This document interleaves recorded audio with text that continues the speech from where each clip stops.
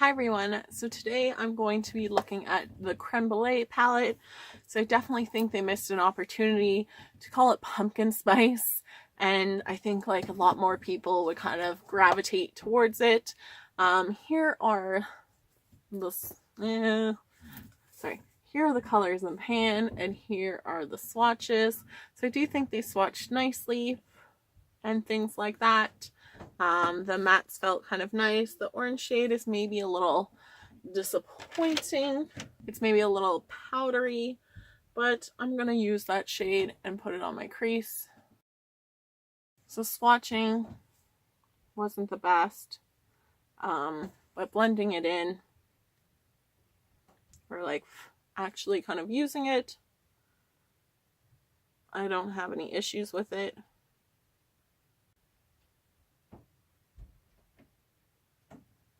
Yeah, I don't have any issues kind of like using it. I'm also just going to take this color and put it on my lower lash line. And then just with my finger, I'm going to take that middle shade and apply it all over my lid. And then I'm going to take that coppery shade and apply that on my outer corner. Going back in with that orange shade, I'm just going to kind of clean up and blend.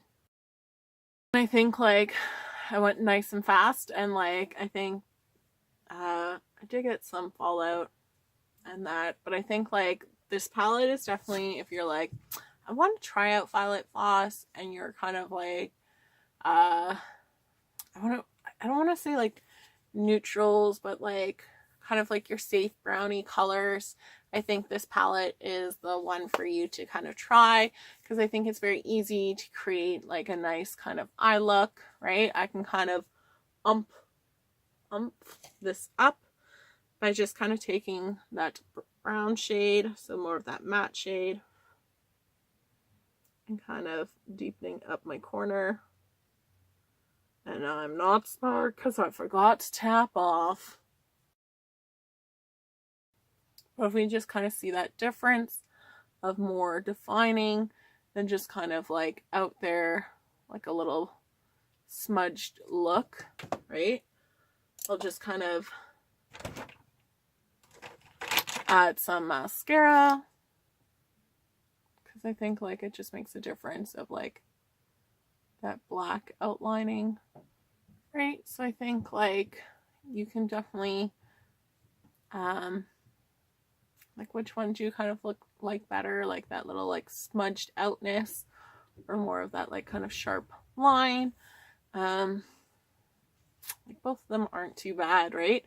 But definitely think like this is a nice one to kind of go through. Just kind of going through all the other palettes, right, and swatching and comparing. So going through, right, we have Creme Brulee, Berry Burst, Fruit Sorbet, and Macaroons. So kind of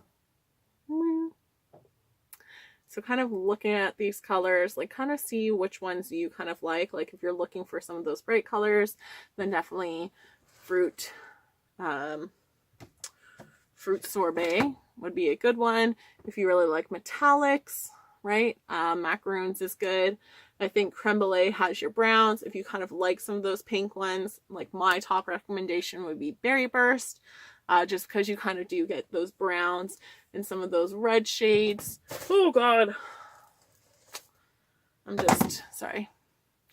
just knocked the palette down, but luckily there's a huge bag of trash that softened its fall and things like that. But I think like I don't think they're as good of a quality as Violet Voss's normal size palettes, but they're a little smaller, so they have to kind of compromise like somewhere.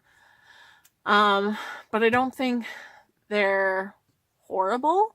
Like I still think like not as good, but still good, right? Still like really good, right?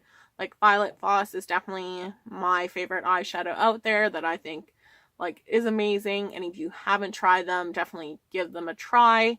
Like I would just say with them is like sometimes their shades are a little bit similar, but like overall, like I like it because like these two like might look like like this eye might look, sorry, like this eye or something might look, either eye might look like it's kind of just that same kind of shadow. It's just like a little bit deeper in that shading.